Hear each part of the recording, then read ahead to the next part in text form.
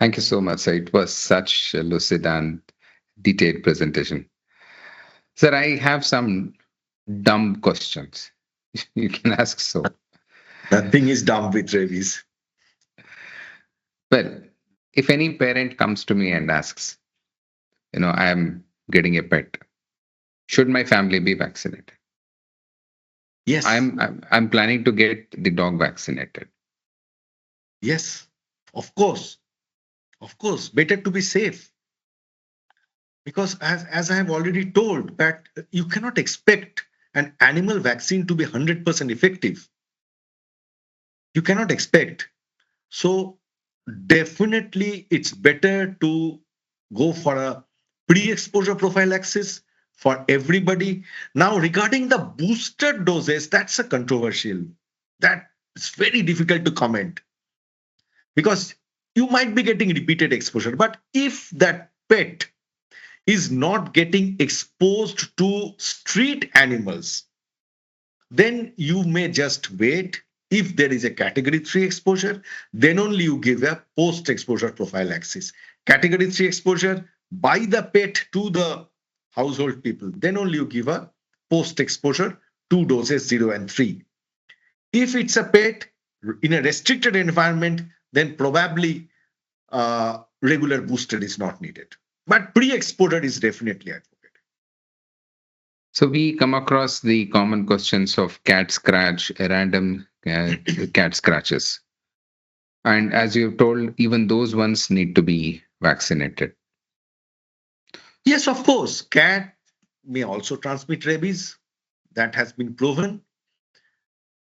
Cats are many a times street cats roaming around. It's very difficult to trace them.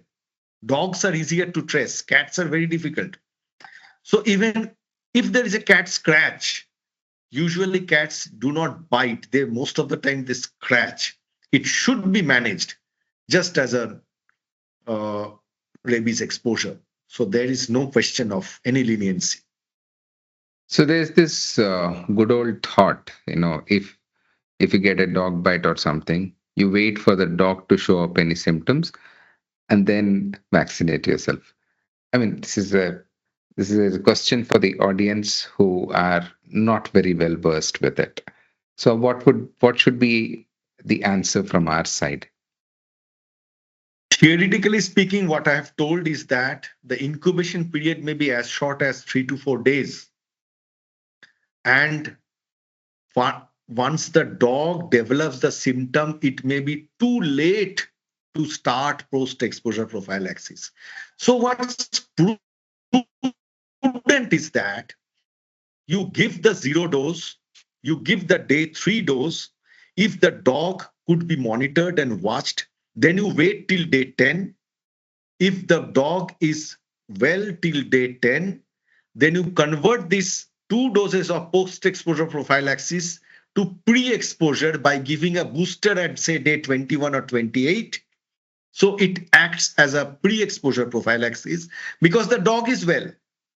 If the dog is unwell, then you continue the post exposure or the dog cannot be observed, then better to complete the post exposure prophylaxis. What is the percentage of you know uh, say non-asymptomatic dog? Like, so is that how common is that situation among dogs? See, even the rabies among dogs, it can be dumb rabies or it can be quite violent rabies. So you cannot say a dog is behaving. Most of the time, what we think that a rabid dog will be very violent, attacking everybody, but the dog may just be dumb, may just lie down, may just avoid food. So that is also a symptom of rabies. And unfortunately, you cannot diagnose rabies by any blood test, even in animals. You have to take the brain extract only. So you can never be sure. You can never be sure so about the animal's behavior. So better to go for personal protection. It's always advisable. Right. So you were mentioning some of the statistics of the dog bites. So the other day, there was a report in Bangalore. Nearly 2,000 dog bites happen in Bangalore alone.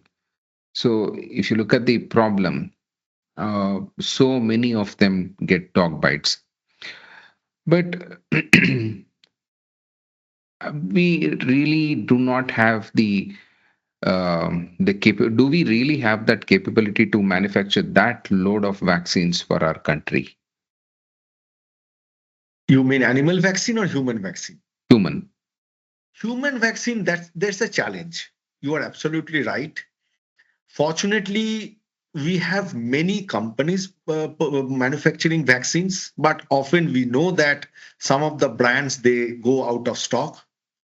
That's why WHO has recommended the intradermal vaccination, but that can be only done in government setup where the daily turnover is high, because there you are injecting a smaller volume of the vaccine intradermally. But to practice it in private setup, there will be wastage of vaccine, because daily you will never get 10 cases of exposure to animals. So that's the way out. That's how the government has taken it up to utilize maximum the volume of rabies vaccine that are available. And that's why there is a lot of research is going on manufacturing the newer rabies vaccine that I just told. But of course, the manufacturing capacity should be increased, because there should never be a shortage of rabies vaccine. Otherwise, the whole effort of containing human rabies will go in vain. Oh, that's the message for the audience here. Yes. So whether you have a dog, you have a cat, whether you have any other animal for that matter, pre-vaccinate yourself. So that's the message. Along with that, I would also like to pass on a message that whenever there is exposure, be it a scratch, be it a bite, whatever it is, wash the wound 15 minutes with running water and soap. No need for any antiseptics, no irritants ever, but just running water 15 minutes with soap.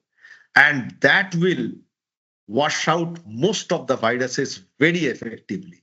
So even if you find it hard to access a facility for a rabies immunoglobulin, but wound washing is most important. I will just tell you a brief story. About 2 years back, I had a animal bite right in front of my house on a Sunday morning, and it was a category 3 bite Hmm. suddenly. And I had to struggle a lot to find a person to inject intradermal immunoglobulin on me on a Oh, Sunday morning. So this might happen to anybody, but wound washing should not be compromised. You try to get local infiltration as early as possible, definitely, but wound washing should not be compromised. That's very important step. so the point here is no matter what the bite is, if it is a bite, treat it as a bite. Simple. Absolutely. You cannot take a chance, because I have shown so many cases, and there are cases, there are reports also. You never know. You never know. It's not possible. Yes, sir. Very true. I mean, it's so unfortunate that a couple of years back, the postgraduate student from Bangalore uh, died of rabies, and we could never find the source because he was never bitten. The exposure was never traced. So it could be Yes. just a simple lick somewhere, a dog licking you. You're feeding a dog, something licks you, an exposed hand. You never know where the thing is. Yes. So the prudent thing would be to vaccinate. Yeah.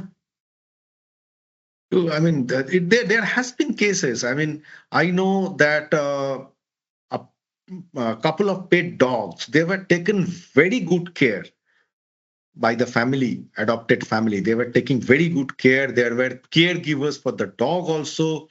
Now she took the two dogs on an evening stroll, and she was just talking. over her phone. After returning, she discovered there is some bite mark on one of the dogs, and that she ignored, and that the owners also ignored. And later, after about a week, the dog became sick, and after about 2 weeks, the dog expired. And the specialist veterinary, and the dogs were vaccinated, of course. These dogs were vaccinated. And the veterinary person, he came and he told that it's a clear case of rabies from all the symptoms. And all these 2 weeks, the adopted family, they were taking good care of this dog. And then they realized it was bitten by some stray dog while the caregiver took those two dogs for an evening stroll, because she was talking over her phone, because how come otherwise that bite was there. So you see, these dogs were vaccinated, so you never know. And this family was scared because they handled this dog over the last 2 weeks because they were very attached to the. Emotionally attached. Huh. Yeah, so they were scared. So this thing might happen. Even a well cared dog, it might happen, you can never say. Yeah, very true, sir. This video makes more sense because there is so much of fight which is happening in the legal tangle as well. We are not here to discuss about the legal tangles. No. We are here to discuss about the individual health, and that's what matters most when it comes to rabies. Fact is that you love animals. Perfect. We love it. We love Animals, it. animals are lovable, but you take self protection adequately. If you are planning to handle animals, go close to them, then yourself you take pre-exposure prophylaxis. Try to arrange vaccination for the animals. Yes, you feed the animals, but also try to arrange vaccination. So that's very important. That's how you can break the cycle, rabies cycle. So that's so important. So there's this sterilization happening for the dogs as well. So do you think will it curb any of the rabies cases in our country, or is this just the hogwash? See, population control is definitely important. That's true because if the city has too many dogs, so there will be conflict. There will be competition for food. They will go on searching for food, so there will be competition. Just like any animals, they have fight for the territories. So that will be here also will be there. Dogs will fight for the territories. So population control is definitely important. But at the same time, there should be rabies transmission control also, because after all, it's a one health. The environment, the animal health, and human health, they all overlap. So all should go hand in hand. Right. Very true, sir. I mean, all of us as being practitioners, we have come across multiple bites. And in the beginning of the career, and I was thinking, why do we have to vaccinate when we know the epidemiology, when we know only certain dogs have uh, the way virus in itself? But then, as we went on reading the reports, as we went on seeing the cases, we all really got wizened up. Of course, this is just awareness. I think everybody must be aware. There is nothing can be compromised as far as self protection goes. You be protected yourself, then you do it. Be aware. That's all. And if you love the animals, arrange for their vaccination also. Not only food, not only shelter, but vaccination also. That's so important. No, I mean, you can. We should, as IAP, should propose a strong message to the Supreme Court or a government of India, saying that if you have any of the legal tangles, whatever it is, we should be proactive in bumping up the Absolutely. vaccinations and as well as vaccinating the dogs, not the humans. Yeah. Thank you, sir. Thank you so much, sir. It was such a fantastic talk. I cannot imagine anybody doing a better job than you for this. So I'm so grateful to you, sir.